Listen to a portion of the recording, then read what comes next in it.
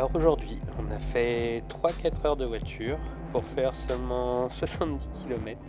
Il faut dire que là-bas, il y a beaucoup de circulation. La plupart des fermes qu'on est allé à voir, elles étaient pas très loin sur la carte, c'était juste à côté. Mais ça faisait tout de suite 30, 40 minutes, 1 heure.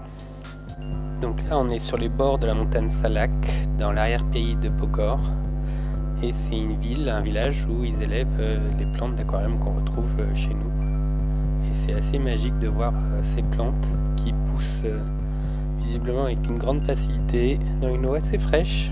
Il fait beaucoup plus froid qu'à Jakarta, beaucoup plus frais qu'à Jakarta. Et donc on a cette eau de montagne avec laquelle ils élèvent nos plantes d'aquarium, un peu toutes les variétés qu'on voit classiquement.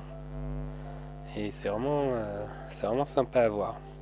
Pas mécontent d'avoir fait cette route pour voir ces plantes. Donc là, c'est une ferme qui est assez appréciée parce que les plantes sont élevées en immergé, alors que souvent les plantes sont élevées en émergé. Du coup, elles perdent leurs feuilles quand vous les plantez dans vos aquariums.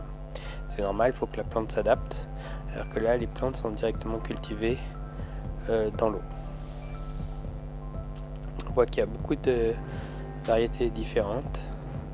Il y a aussi quelques crevettes qui se baladent et tout ça, des puces d'eau. Mais les plantes sont en parfaite santé, ils en prennent énormément soin. C'est impressionnant le soin qu'ils mettent sur les plantes. Elles sont toutes vraiment, ils passent un certain temps à les soigner. Et les feuilles sont magnifiques, il n'y a pas d'engrais ou de trucs comme ça. J'ai pas vu grand chose. En tout cas, c'est de l'eau qui coule en permanence, qui est renouvelée en permanence.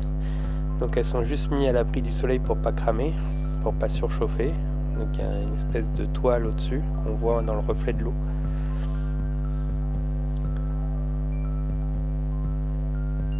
C'était un très bel endroit et assez incongru dans des petites ruelles. Donc là, c'est juste une mini ferme sur le bord d'une maison. Chaque maison a un peu sa petite ferme.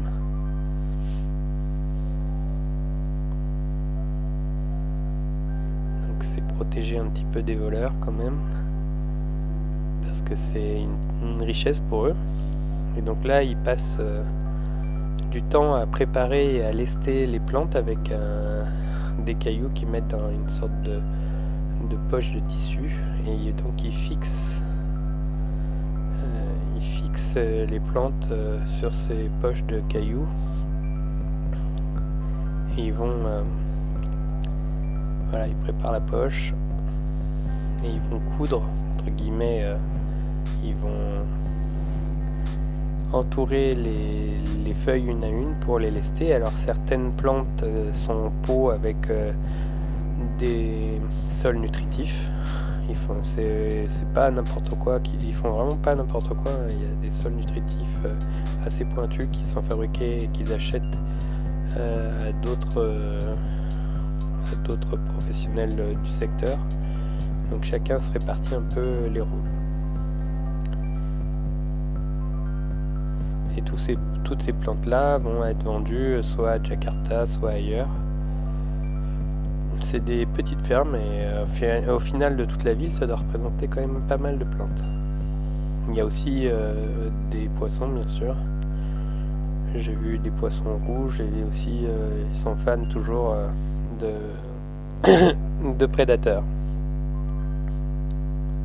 Vous voyez le temps et la minutie qui passent pour faire ces lestages. Il y a aussi des petits pots en terre cuite pour certaines plantes. Enfin, en fonction de chaque plante, ils cultivent différemment ou ils les préparent différemment. Et on voit le coup de main, il y a notre accompagnatrice qui a essayé de faire une plante. Bon, ils ont dû tout refaire. Ça n'a pas été une grande réussite. Et c'était sympa de voir les villages dans la montagne, assez reculés, un mode de vie très très différent de la campagne, avec des routes assez compliquées d'accès et une circulation pas évidente avec les motos, pas mal de dodanes pour ralentir les véhicules. donc une circulation assez lente. Et vous pouvez voir le paysage autour qui est assez magnifique sur les pans de la montagne. Vraiment très très beau, un paysage de rizières beaucoup aussi, avec les petites rivières qui passent dans le village. Alors toujours un peu de déchets partout comme d'hab, mais ça reste quand même très très beau, très très typique, très atypique.